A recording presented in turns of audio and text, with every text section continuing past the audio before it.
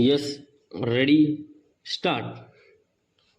उपाध्यक्ष महोदय, हमारे संविधान में सभी बालकों के लिए निःशुल्क प्राथमिक शिक्षा की व्यवस्था है, लेकिन यह योजना इसलिए असफल रही है क्योंकि बालकों को स्कूल भेजने के लिए कोई कानूनी अनिवार्यता नहीं है। हमारे देश में अधूरी शिक्षा छोड़ने वाले बालकों की संख्या इतनी अधिक है कि इससे शिक्षा के क्षेत्र में प्रगति रुक गई है। मंत्री महोदय को इस बात पर विचार करना चाहिए कि क्या सभी राज्य सरकारों को ये निर्देश दिए गए कि सभी बालकों को स्कूल जाना अनिवार्य करने के लिए कानून बनाए और एक विशिष्ट स्तर तक अवश्य शिक्षा ग्रहण करें। राष्ट्रीय लोक सहकारिता और बाल विकास संस्थान ने मार्च 1976 में दोपहर के खाने के लिए योजना के बारे में सर्वेक्षण किया और यह पता चला कि बालकों के लिए निर्धारित खाद्यान्न बड़ी आयु के लोग समाप्त कर देते हैं और उनके लिए कुछ भी नहीं बचता। इसके साथ साथ बालकों के लिए खरीदे गए तथा उनमें वितरित किए जाने वाले खाद्यान्न का समुचित लेखा जोखा नहीं रखा जाता है। वास्तव में यह शोचनीय स्थिति है। हमें यह पता नहीं है कि दोषियों के विरुद्ध सरकार ने क्या कार्यवाही की है। वस्तुतः हम अपने बालकों की ओर उचित ध्यान नहीं देते हैं।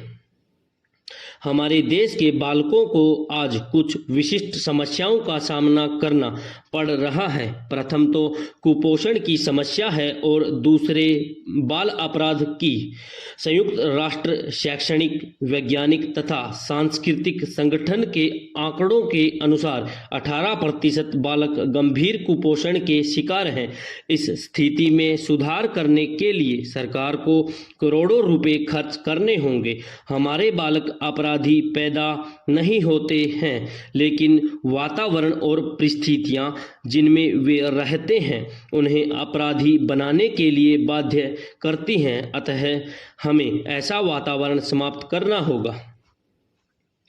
यद्यपि संविधान में यह स्पष्ट उल्लेख है कि राज्य का यह कर्तव्य है कि वह 14 वर्ष तक की आयु के स्कूल जाने योग्य सभी बच्चों को मुफ्त अनिवार्य शिक्षा प्रदान करे, परंतु इसे लागू करने की दिशा में कोई प्रयत्न नहीं किया गया।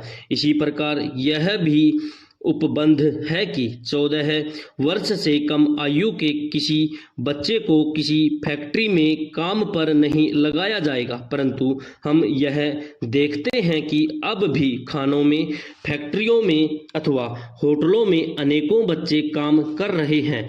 इसके अतिरिक्त हम देखते हैं कि आज भी अनेकों बच्चे सड़कों, गलियों में भीख मांगते हैं और वहीं सो जाते हैं तथा उनकी ओर कोई ध्यान नहीं दिया जाता। ऐसे मामले भी सामने आए हैं जिनमें बच्चों को अपंग करके भीख मांगने को मजबूर किया गया है। बच्चों को अपंग कर उनसे भीख मंगवाने वाले समाज के घोर शत्रु हैं। उनके विरुद्ध कठोर से कठोर कार्रवाई की जाए। बच्चों द्वारा भीख मांगने पर कठोरता से प्रतिबंध लगाया जाए। पंजाब और मध्य प्रदेश सरकारों ने इस संबंध में कानून पास किए हैं। ऐसे कानून राष्ट्रीय स्तर पर पास किए जाएं। इससे इस बुराई को दूर करने में बड़ी सहायता मिलेगी। बच्चों के भविष्य की रक्षा के लिए उनके लिए योग्य और अच्छे शिक्षकों को प्राइमरी स्कूलों में नियुक्त किया जाए। बच्चों को अच्छी पुस्तकें दी जाए। उनके लिए अच्छी बाल फिल्मों का निर्माण किया जाए जिससे उन्हें निर्माण कला में स्वस्थ प्रभाव डाला जा सके। आज जो बच्चे और बच्चों को शिक्षा दी जा रही है उसमें बड़ी विषमता है। अमीरों के बच्चों को मिलने वाली शिक्षा तथा जनसाधारण के बच्चों द्वारा प्राप्त की जाने वाली शिक्षा में भारी विषमता है। इस विषमता को दूर किया जाए। समाज के विभिन्न वर्गों के बच्चों के लिए शिक्षा का समान ढांचा होना चाहिए। सरकार को बच्चों के कल्याण संबंधी योजनाओं को क्रियान्वित करने के लिए अधिक धन प्राप्त करना चाहिए। धार्मिक संस्थान जिनके पास काफी धनराशि है, उस धनराशि का कुछ प्रतिशत बच्चों के कल्याण हेतु देने के लिए कहा जाए। उद्योगपतियों तथा किसानों को भी इस भले कार्य के लिए धन देने के लिए कहा जाए। आर्थिक प्रगति की कोई समान नीति को न बनाए जाने के फलस्वरूप क्षेत्रीय विषमताएं उत्पन्न हो गई हैं।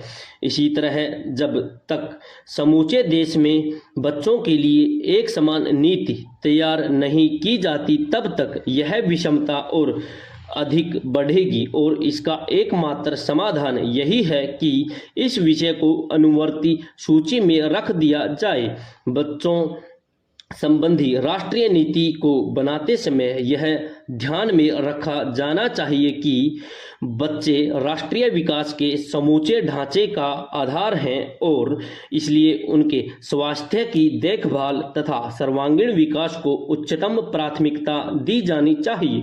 बच्चों का स्वास्थ्य उनकी शिक्षा से अधिक महत्वपूर्ण है। इस उद्देश्य के लिए एक निश्चित कार्यक्रम तैयार किया जाना चाहिए और संसद के माध्यम से केंद्रीय सरकार को इसके लिए जिम्मेदार ठहराया जाना चाहिए। जब तक कोई बच्चा स्वस्थ और तंदुरुस्त नहीं है, तब तक उसके लिए शिक्षा का कोई लाभ नहीं है। अतः यह नितांत आवश्यक है कि बच्चों को स्वस्थ और आरोग्य रखा जाए। भारत के प्रत्येक ग्राम में एक प्रसूति केंद्र होना चाहिए जिसमें बच्चों को सुरक्षित जन्म और बाद में उनकी उचित देखभाल को सुनिश्चित किया जा सके।